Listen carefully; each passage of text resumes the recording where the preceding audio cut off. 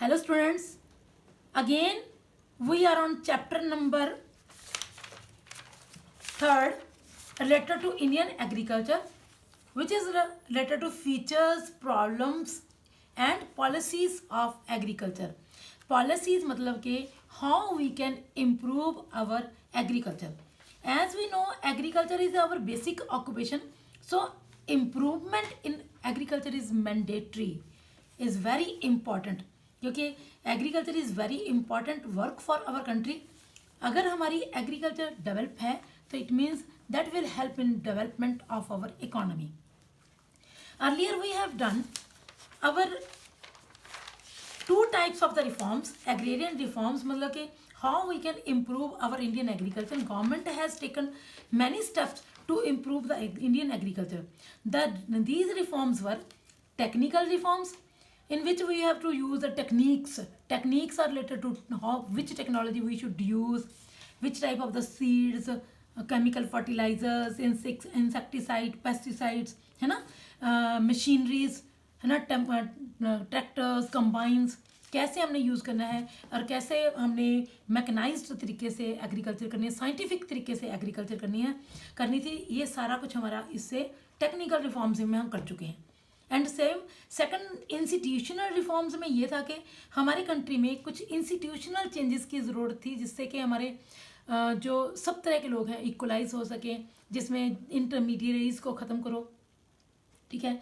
और जो हमारे पास लैंड, जिसके पास सरप्लस लैंड है, उससे सरप्लस लैंड लेके लैंडलेस फार्मर्स में डिस्ट्रीब्यूट कर दो. That is known as the ceiling of the land holdings, ठीक है. Consolidation of land holdings means to say the farmers are having small as well as fragmented and scattered farms. Instead of scattered farms, they can take the land at one place so that they can save their time, money and labor all.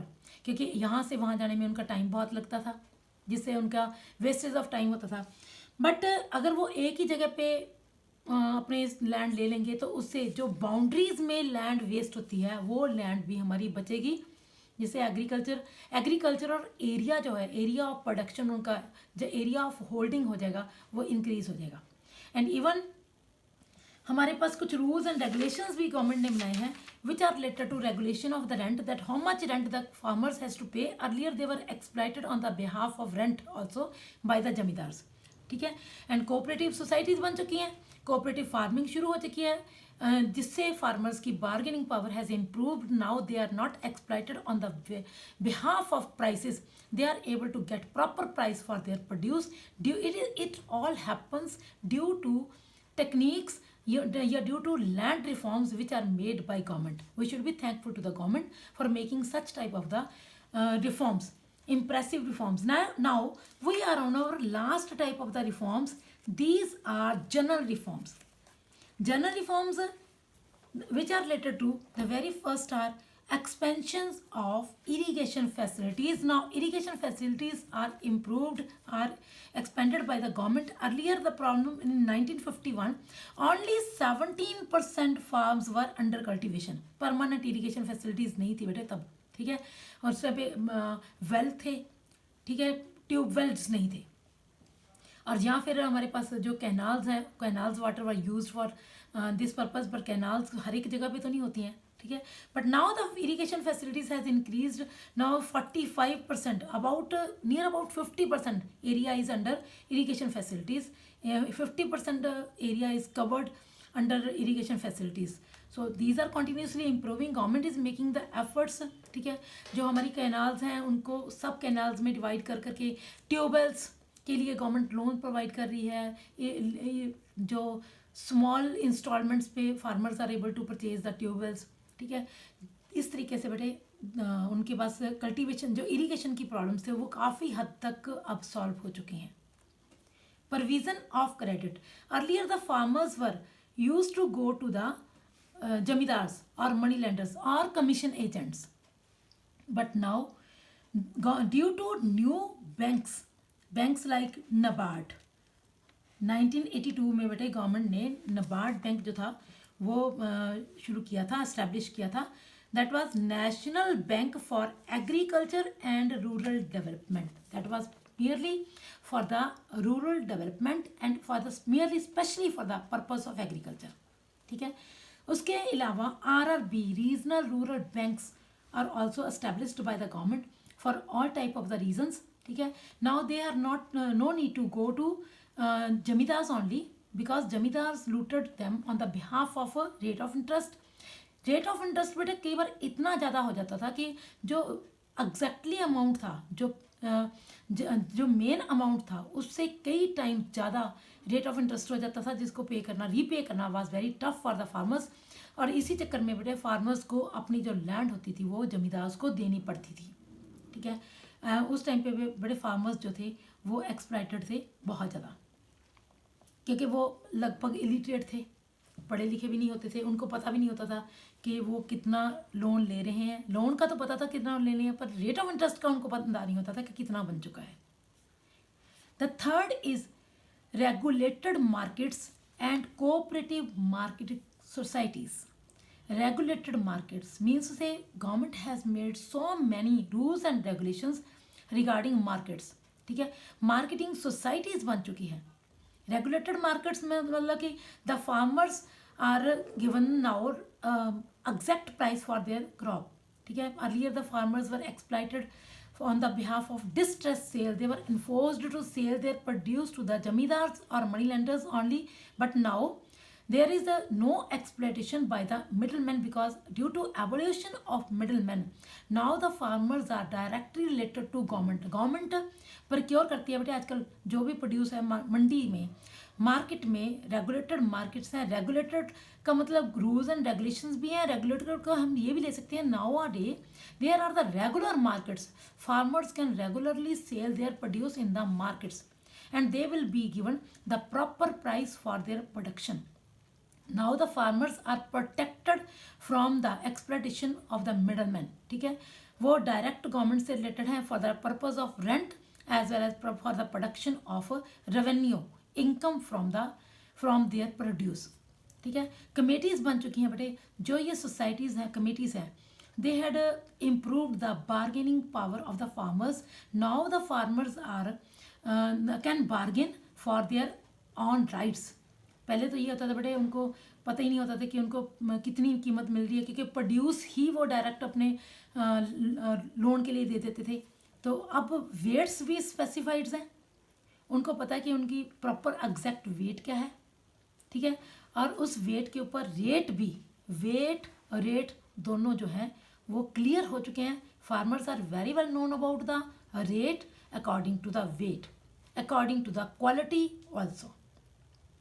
Cooperative societies had improved the bargaining power of the farmers in the market. These societies ensure that farmers' produce is graded.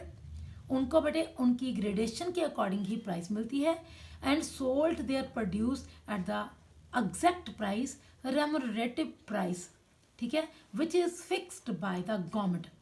And cooperative societies help the farmers for their proper price and ये भी वो cooperative society ये भी ध्यान रखती हैं कि crop price doesn't crash, कहीं उनको उनसे कम कीमत पे तो नहीं कि इन्फोर्स कर रहा परचेज करने के लिए, ठीक है। On the behalf of these societies now the farmers are able to get the exact price for their produce. Next point is price support policy, very important point. ये बेटे in the form of question भी आपको आ सकता है। Minimum support price policy is made by the government. The farmers are now able to get the minimum price for their produce. बेटे ये price जो है गवर्नमेंट फिक्स करती है, इससे ज़्यादा प्राइस तो फार्मर्स ले सकते हैं, it depends upon the bargaining power of the farmers, but इससे कम प्राइस पे कोई भी फार्मर अपनी प्रोड्यूस को सेल नहीं करेगा और ना ही उनको इससे कम प्राइस पे कोई सेल करने के लिए एनफोर्स करेगा। This is the minimum support price policy. This price is fixed by government and the farmers can take the price more than this price if they can, but no one can enforce the farmers to take the lesser price than this price, ठीक है। Government is committed, even government भी उनको उसी price पे purchase करती है बेटा। Government is committed to buy the surplus produce of the farmers at this minimum support price. अगर फार्मर्स के पास कुछ अनसोल्ड स्टॉक पड़ा है बेटे, वो स्टॉक भी गवर्नमेंट जो है मिनिमम सपोर्ट प्राइस के अकॉर्डिंग ही परचेज करेगी। ठीक है। Now the next topic is green revolution. Agrarian reforms use करने का अचीवमेंट जो है, the achievement of the agrarian reforms is green revolution. Green revolution means to say in our Indian economy, due to such type of the reforms, agriculture production increased near about 3 times. Wheat, rice especially. Green revolution जो था बेटे, due to utilization of modern means of production, due to utilization of HY seeds, mechanized means of production, cultivation, the farmers were able to produce their production up to 3 times more than the earlier. Conventional ways were not up to the mark, but now modern ways of cultivation are very good for the farmers and it give the maximum productions to the farmers. That is why it is known as the green revolution and it occurs in our India in 1966. 1966 से लेके बटे जब बटे 1 year की plannings बनी थी, 5 year plan, under 5 year planning, 1966-67, 1967-68, 1968-69, ये जो था बटे 1 ईयर की जो 1 ईयर की 5 ईयर प्लानिंग, मतलब कि जो प्लानिंग थी बनी थी, that was very good for the food grains at increase and it increase the agricultural production up to 25% more than the earlier. ठीक है। And even it made our Indian self sufficient in the food grain problems. What is self sufficiency? Instead of depending on other countries, we should be self-reliant, we should be self-dependent, especially in the food grains। ठीक है। हर एक country का बेटे 5 year plannings में हम जो है main motive है वो यही है कि हम किस तरीके से अपने आप को सेल्फ सफिशिएंट कर लें। ठीक है। जितनी किसी इकोनॉमी में सेल्फ सफिशिएंसी होगी, डिपेंडेंस ऑन अदर कंट्रीज कम से कम होगी, उतना ही वो कंट्री वेल डेवलप्ड में माना जाता है। और इससे रिलेटेड बेटे हमने 3 फेजेस बनाए हैं। 1 phase is related to mid 60 to mid 70। ठीक है। यहाँ पे बेटे कुछ ग्रीन रेवोल्यूशन जो थी वो कुछ रिस्ट्रिक्टेड एरियाज में ही लगाई गई थी। ठीक है। इसमें क्या था बेटे, हमारे पास एक IADP प्रोग्राम था बेटे, इंटेंसिव एरिया डेवलपमेंट प्रोग्राम। ठीक है। What it was? Intensive area development programme, जिसमें के these ways were used on only 17 districts. जिनमें भी ये यूज़ किया गया था, ये एरियाज भी सिलेक्टेड वो एरियाज थे जहाँ पे जो कल्टीवेशन से रिलेटेड जितनी फैसिलिटीज़ थी वो प्रॉपर तरीके से अवेलेबल थी। ठीक है।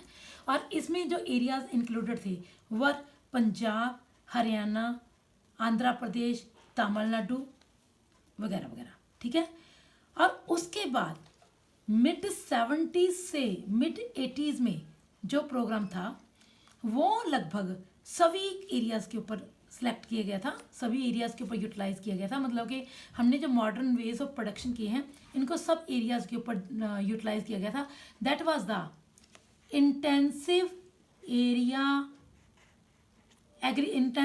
agricultural area program that was for 117 states, used for 117 states। तो इस तरीके से नेचुरली इंडिया में ग्रीन रेवोल्यूशन जो थी वो सब जगह पे आ गई थी। ठीक है। Spurt in crop productivity, features क्या है बेटे, इससे crop productivity increased many times.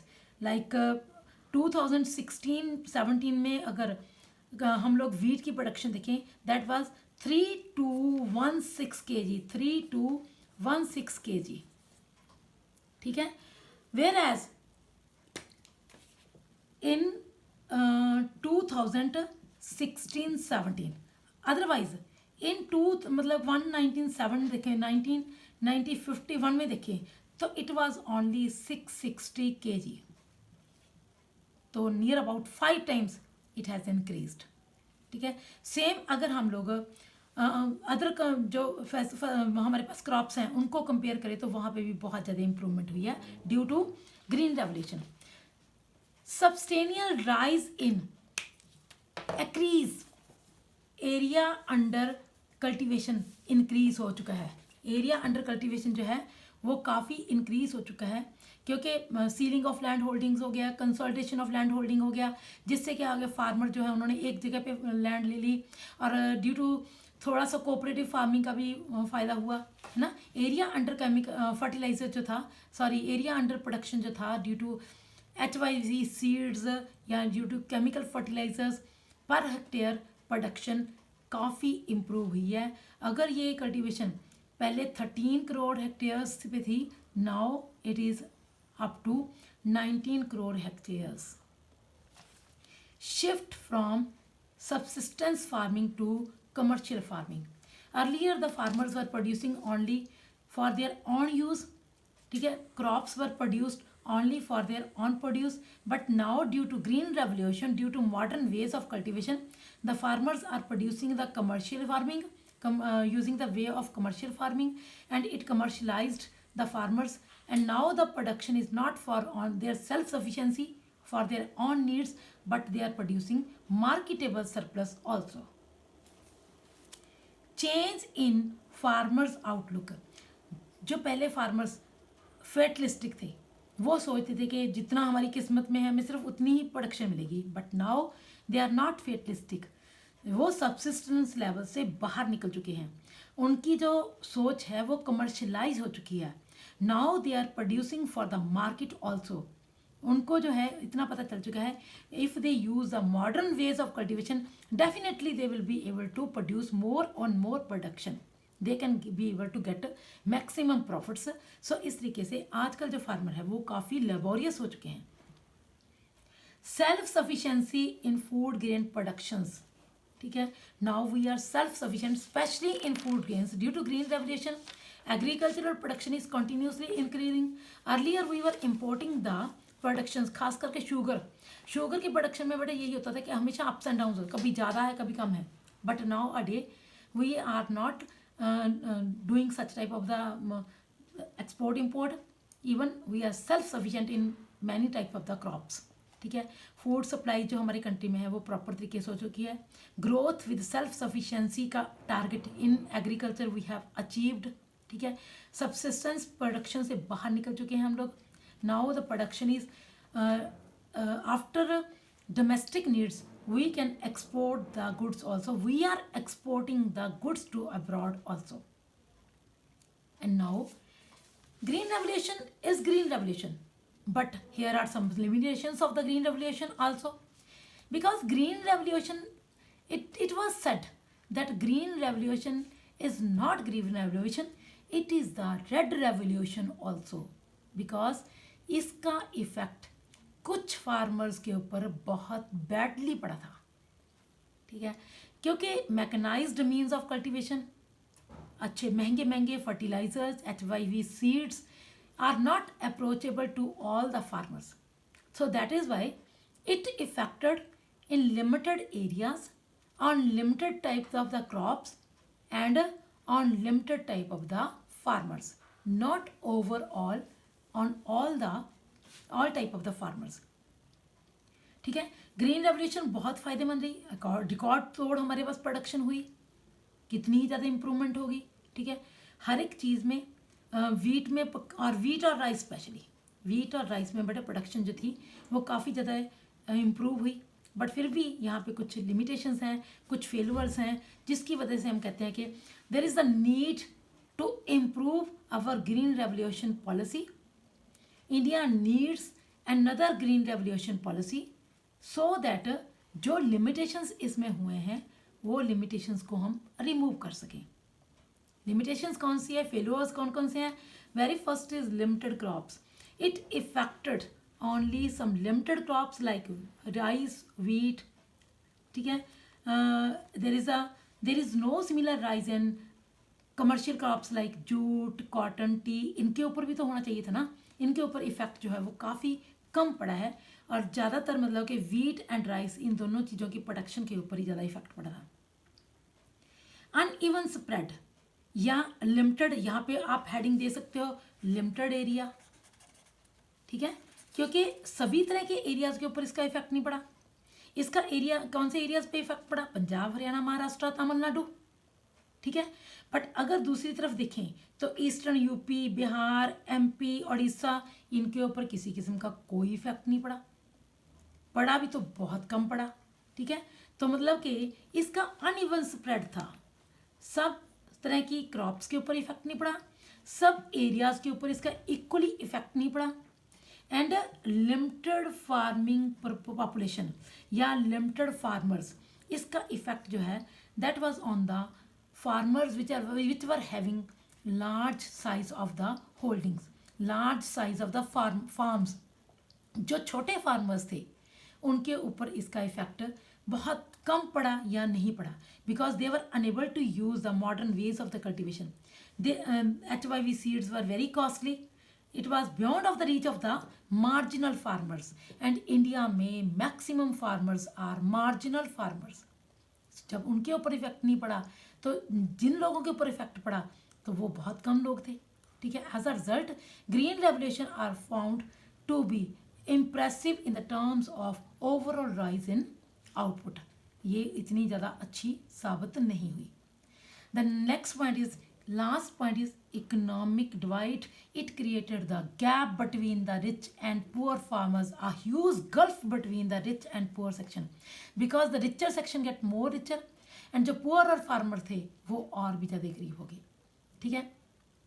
जो फार्मर्स थे उन्होंने अपने जो छोटे छोटे फार्म्स थे उनको सेल करके क्या किया जी, जो बड़े फार्मर्स थे उनके अंडर जाके काम करना शुरू कर दिया। दे बिकम इंडेप्टेड, डेप्ट उन्होंने बहुत बहुत ज़्यादा ले लिया। बट रूरल इंडेप्टेडनेस उसी टाइम पे ज़्यादा क्रिएट हुई थी हमारी इकोनॉमी में, क्योंकि इंडिया के लोगों को वैसे भी डेप्ट के ऊपर विश्वास बहुत ज़्यादा है, वो लोग हमेशा लोन लेके काम करने की कोशिश करते हैं। तो यहाँ पे बेटे लोन जो थे, लोन वेवर्स आर फ्रीक्वेंटली वो ऑफर कर रहे थे लोन, और जो फार्मर्स थे वो लोन ले रहे थे, और जो वापस किया नहीं जा रहा था so they committed the suicides also. So इस तरीके से हमारे कंट्री में ये जो था वो फार्मर्स के लिए एक सीरियस चैलेंज बन गया था, which created the gulf between rich and poor. और यहाँ पे unequal distribution of income and wealth काफ़ी ज़्यादा फैल गई, और यहाँ पे हमारे पास दो तरह के लोग बन गए, हैव्स एंड हैव नॉट्स, जिनके पास था और जिनके पास कुछ भी नहीं था। So that is why we can say that there is the need of one more another green revolution, ताकि जो प्रॉब्लम्स हमने पहले फेस की हैं वो प्रॉब्लम्स ठीक हो सकें, ठीक है। प्रोडक्टिविटी स्टैंडर्ड इंक्रीज हो सके, ठीक है, और फूड ग्रेन स्टॉक जो है कैन बी इंक्रीज्ड, और उसमें जो अनसर्टनिटी है वो अनसर्टनिटी ख़त्म हो सके, जो सब फार्मर जो हैं उसके ऊपर इक्वल इफेक्ट पड़े। फार्मर जो है अनसर्टनिटीज़ ऑफ वेदर को ना फेस करें। वी नो कि वेदर तो फेस करना ही पड़ेगा, बट अगर बारिश नहीं हुई तब उनको कोई प्रॉब्लम ना हो। Farmers can do the continuously work for the whole year instead of seasonal farming. So कुछ मल्टीपल क्रॉपिंग वगैरह का वे उनको प्रॉपर तरीके से समझाया जाए, ठीक है। और लोन लेने के लिए they should not go to the money lenders, they should be more rural banks for the farmers, specially for the agriculture. तब हम कह सकते हैं कि इंडियन एग्रीकल्चर में improve as we require. So this is our topic बेटा, इस topic को आप प्रॉपर तरीके से लर्न कर लेना, ठीक है। यहाँ पे हमारा जो एग्रीकल्चर का पोर्शन है वो ख़त्म होता है, क्योंकि हमारे पास 3 sectors are there, primary, secondary and tertiary. Primary sector is related to agriculture, animal husbandry and other things which are related to primary sector, जो नेचर से रिलेटेड हैं। And in secondary sector we are having industries, और हमारा next जो topic है that is related to industry. यहाँ पे हमारे पास एग्रीकल्चर का सेक्टर जो है वो प्राइमरी सेक्टर जो है ख़त्म हो जाता है, ठीक है। इसको प्रॉपर तरीके से बेटा लर्न कर लेना, क्योंकि यहाँ पे आपको अपना माइंड चेंज करना पड़ेगा। सो अपने माइंड को सेटअप यहाँ पे कर लेना। Thank you and God bless you.